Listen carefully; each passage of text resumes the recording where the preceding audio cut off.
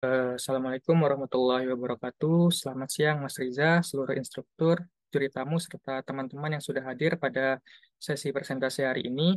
Perkenalkan kami dari tim Cap OT.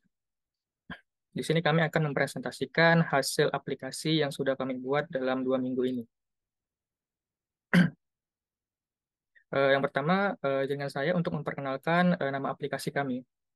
Nama aplikasi kami ini bernama Wellness Link. Di musim hujan saat ini, Wellness Link hadir sebagai solusi terdepan dalam menyediakan kemudahan akses untuk mendapatkan obat-obatan yang dibutuhkan. Dengan fitur inovatifnya, aplikasi ini memungkinkan pengguna untuk menemukan dan membeli beragam jenis obat dengan cepat dan terpercaya, menghadirkan kenyamanan tanpa harus meninggalkan rumah. Wellness Link juga menawarkan informasi lengkap mengenai produk-produk kesehatan, memberikan panduan yang berguna bagi pengguna dalam merawat kesehatan mereka. Selanjutnya, di sini ada tim-tim kami. Yang pertama untuk tim leadernya di sini ada Mas Osvaldo Silitonga. Kemudian untuk anggotanya ada Mas Ilham dan juga saya sendiri. Kemudian untuk teks-teks yang kami gunakan dalam pengembangan aplikasi ini, yang pertama pastinya sistem bahasa pemrograman Golang. Kemudian kami menggunakan framework Echo dan gRPC. Untuk database-nya kami menggunakan PostgreSQL, MongoDB. Kemudian kami menggunakan third party Sendit dan juga SMTP dan lain sebagainya. Kemudian untuk sistem desainnya di sini ada beberapa microservice dan saling berkomunikasi melalui API Gateway. Secara general, user service digunakan untuk register dan login. Kemudian untuk produk di sini digunakan untuk mengecek produk yang tersedia dan juga lengkap dengan deskripsinya. Kemudian untuk order di sini untuk melakukan order dan untuk payment di sini untuk melakukan pembayaran. Dan juga di sini menggunakan third party Sendit. Secara alurnya di sini ya, dari klien nanti mengirim permintaan ke API Gateway melalui HTTP. Kemudian dari API Gateway nanti akan meneruskan permintaan ke service yang dituju. Semisalnya user ingin terhubung ke service order ya.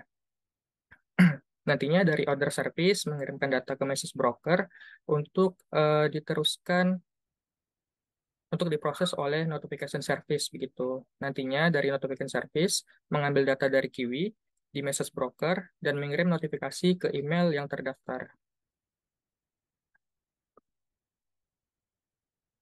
Selanjutnya untuk ERD dari aplikasi kami, di sini kami ada beberapa tabel dan mengapa dipisah dikarenakan masing-masing menggunakan database yang berbeda. Untuk user service di sini menggunakan PostgreSQL dan juga payment-nya juga menggunakan PostgreSQL. Kemudian untuk produk dan order di sini kami menggunakan MongoDB. Kemudian ini untuk project timeline pengembangan aplikasi kami. Di sini dimulai dari tanggal 4 Desember kami merancang database, kemudian memilih teknologi yang akan digunakan dan juga menyusun rencana pengembangannya seperti apa. Kemudian di tanggal 5 dan 6 Desember di sini kami membuat API endpoints-nya. Kemudian kami implementasikan autentikasi keamanan serta debugging. Kemudian di tanggal 7 Desember, di sini kami melakukan uji akhir dan juga deployment-nya. Baik, di sini saya akan mencoba melakukan demo untuk fitur login dan register. Jadi di sini saya akan mencoba register sebagai user terlebih dahulu. Di sini saya menggunakan email Jack Sparrow dan passwordnya seperti ini.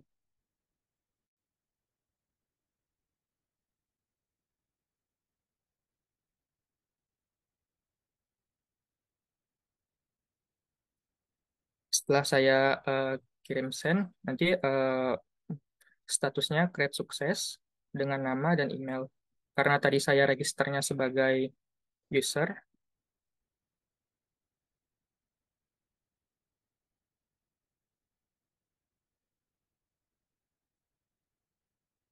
nanti untuk role-nya di sini juga sebagai user.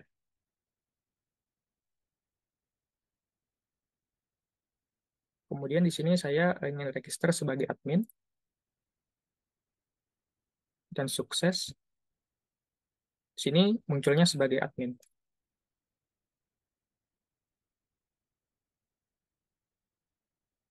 Kemudian setelah saya registrasi tadi, di sini saya akan mencoba untuk login.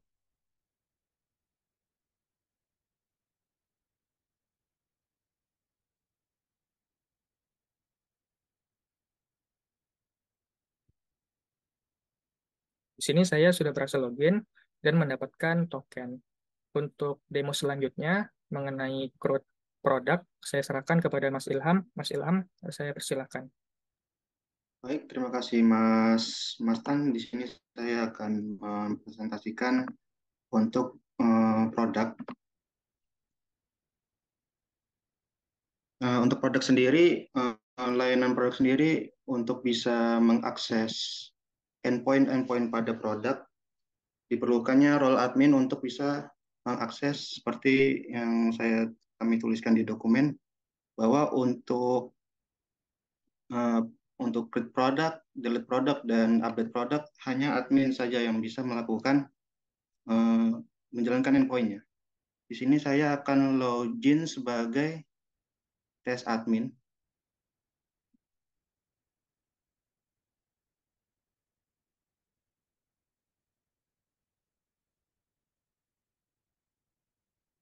Baik, udah berhasil. Dan untuk token di sini nanti akan digunakan untuk sebagai otorisasi ketika membuat sebuah produk. Saya taruh sini. Lalu di sini saya ingin obat amoxicillin misalnya ya. Sorry. Hmm, saya send.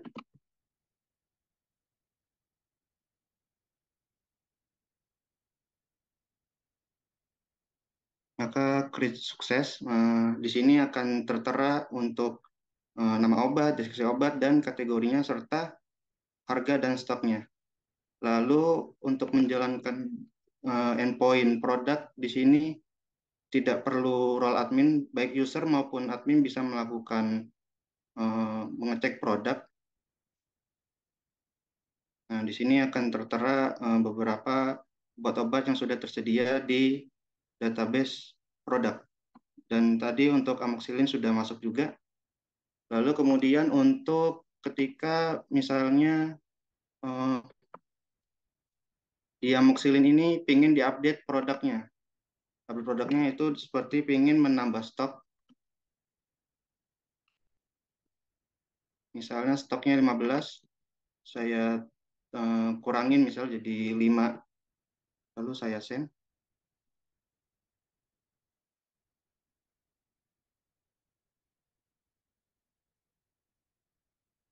Ini tidak bisa karena diperlukannya untuk autentikasi dari role admin. Sini saya akan mengisi kembali untuk token admin yang akan diisi di either autentikasi. Saya ganti, lalu saya jalankan kembali.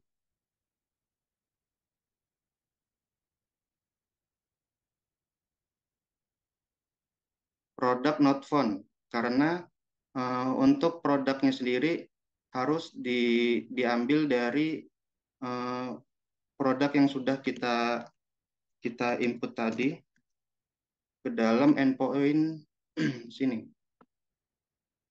Oke, sebentar, saya tambahkan.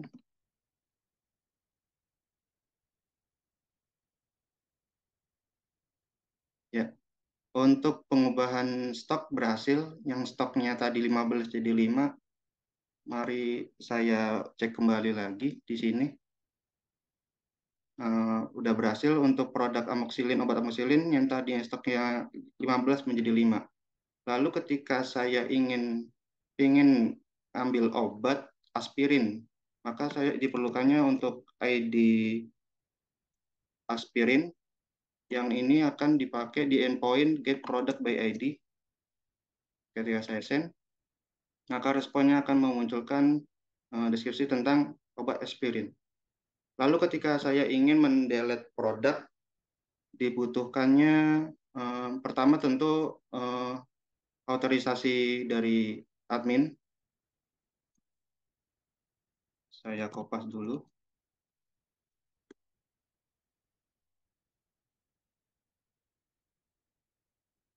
Lalu dibutuhkannya, misal saya ingin menghapus paracetamol, maka saya akan mengambil ID paracetamol, lalu ID dimasukkan ke dalam endpoint delete product. Saya coba.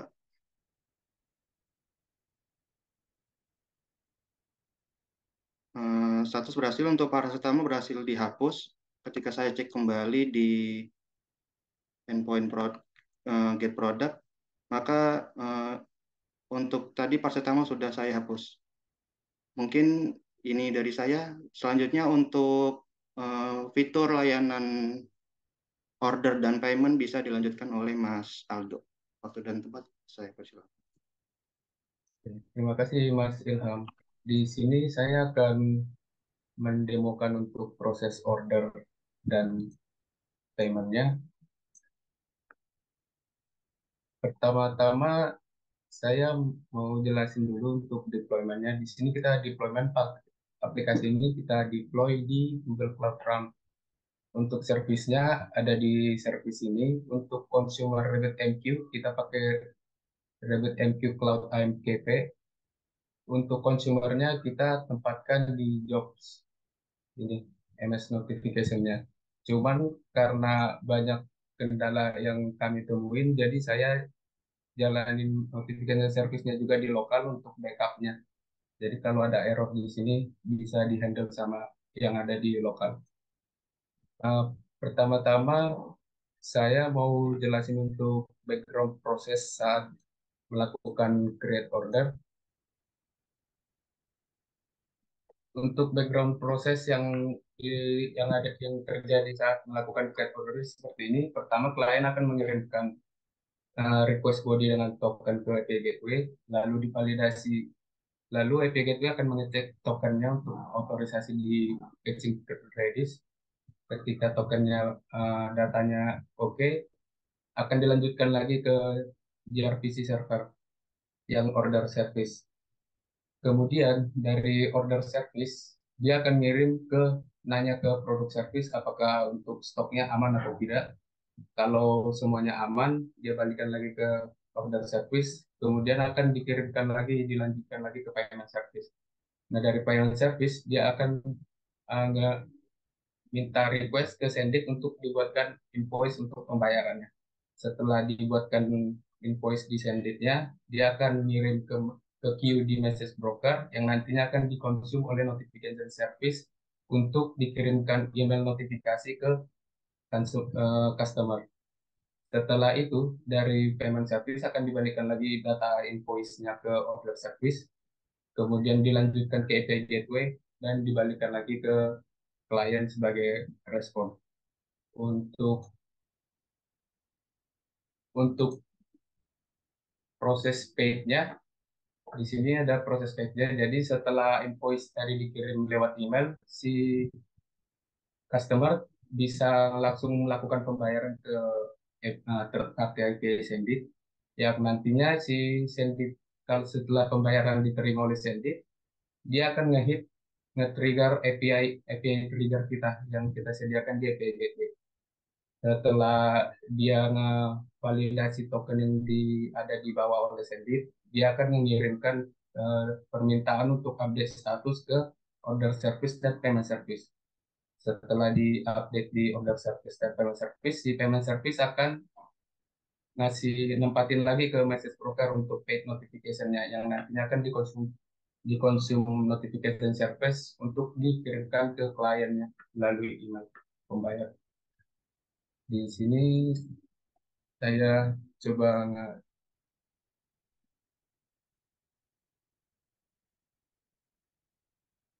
di sini saya akan login dulu pakai akun yang sudah didaftarkan sama Mas Tan tadi.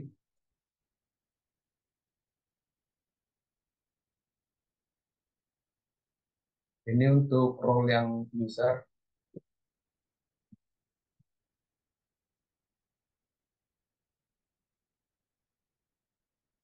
Untuk tokennya ini saya simpan dulu biar nantinya nggak bolak-balik nyari tokennya biar nggak bingung.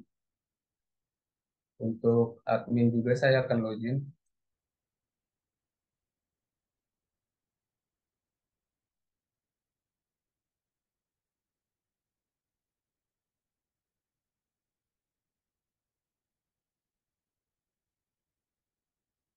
Token adminnya akan saya simpan juga. Pertama-tama itu kita akan ngehit si create new order ini. Di sini dia minta body produk yang bentuknya array, jadi bisa lebih dari satu untuk pemesanan. Jadi untuk simulasi kita akan ambil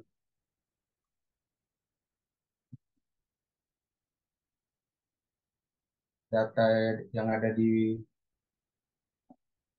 database order di produk. Misal di sini kita mau pesan paracetamol, objek ID-nya kita copy. Di sini stoknya 20.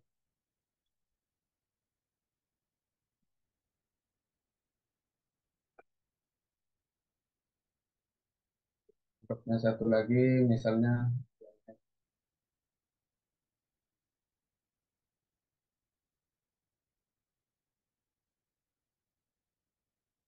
ini kuantitinya 2.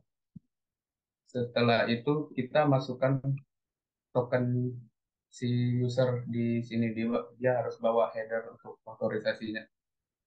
Di sini saya copy dulu tokennya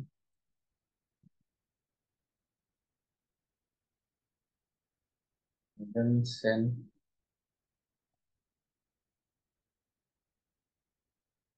Salah satu kelemahan setelah kita deploy di CloudRun, respon time-nya agak lama sih.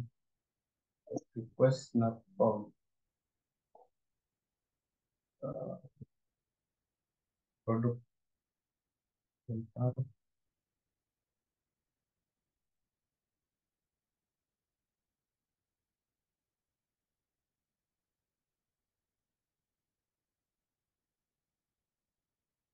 Produk ID.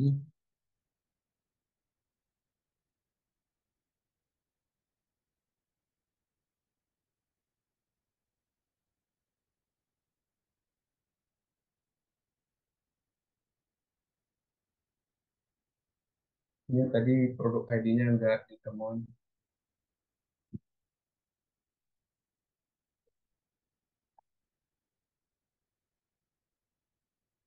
Oke, ini udah dibuatkan untuk sekaligus sama payment-nya. Di sini untuk link pembayarannya yang nantinya dikirimkan ke email juga beserta data-data dari pesanannya. Kalau kita cek di sini untuk ordernya, kita ambil dari external ID ini.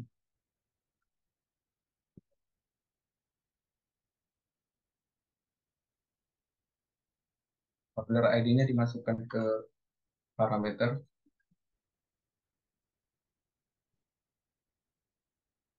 Di sini juga butuh token yang bisa akses ini pemilik data sama adminnya. Jadi di sini kita masukkan sebagai pemilik datanya aja.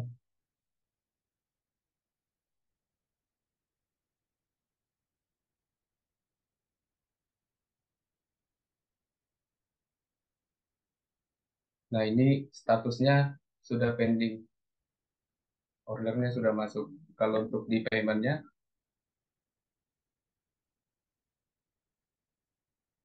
masukin di sini.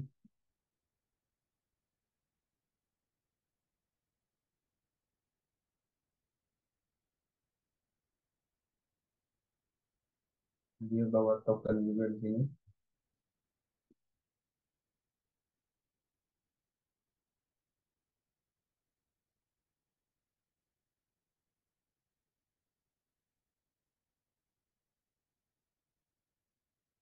Nah, di sini untuk paymentnya juga sama, dia jadi pending. Setelah ini si customer juga bisa nge-cancel ordernya. Kalau untuk nge-cancel order dia masukin order ID di parameter. Misalnya di sini saya mau cancel orderannya tadi.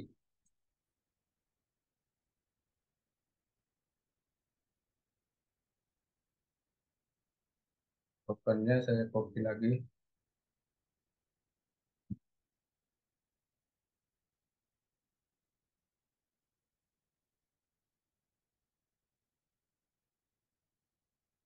Dia statusnya udah cancel. Jadi kalau kita cek lagi di sini,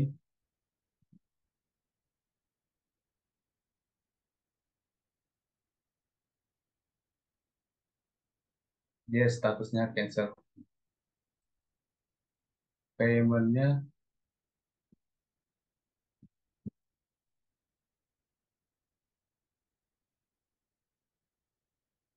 sama, paymentnya juga cancel. Berikutnya saya akan ngedemoin untuk proses yang suksesnya, transaksi yang sukses. Sebentar, ini saya hapus dulu biar nanti kelihatan email barunya. Oke, kita mulai dari awal lagi. Biasanya kita pesan produk yang sama.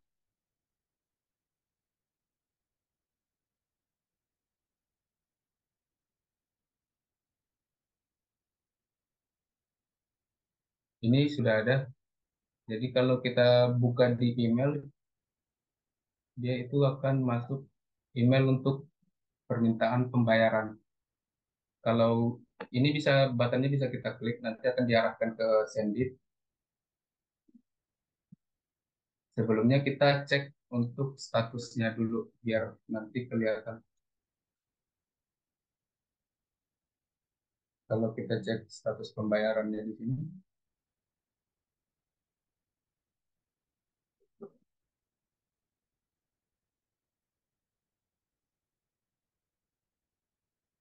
di sini masih pending. Ini kita coba bayar dulu, karena ini pakai akun tes, ini bisa langsung kita pakai yang kredit cardnya ini. Di sini langsung kita klik untuk simulasi pembayarannya. Jadi ini uh, tester aja.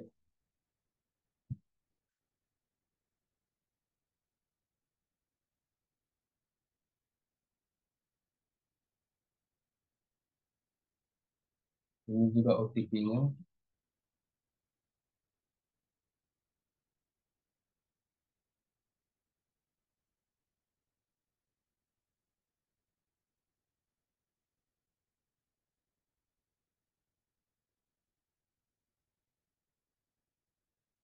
Jadi pembayaran sudah berhasil kalau kita cek di sini.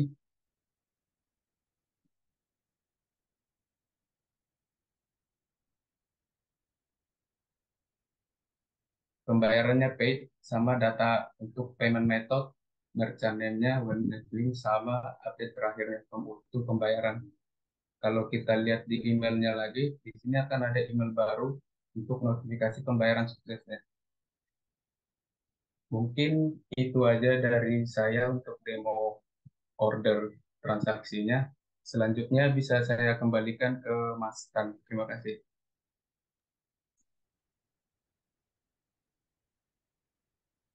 Baik, terima kasih Mas Aldo. Berikutnya saya akan menjelaskan tentang challenge yang tim kami alami. Yang pertama di sini ada time and deadline. Kemudian yang kedua ada rebate and key. Untuk TCP-nya ini cost connection. Dan juga yang ketiga ada git conflict. Kemudian untuk sukses story pembuatan aplikasi ini, yang pertama di time management ya. Di sini kami belajar dengan time management yang mana harus seefisien mungkin dalam membuat aplikasi. Kemudian yang kedua, great teamwork, di mana kami harus berkomunikasi, berkolaborasi, dan bekerja secara tim dengan baik. Kemudian yang ketiga ada more and more explore, di mana dalam pembuatan aplikasi ini membuat kami lebih banyak untuk mengeksplor sesuatu yang baru. Baik, sekian presentasi dari tim kami, tim Cap OPT. Selanjutnya saya serahkan kepada Mas Tugas.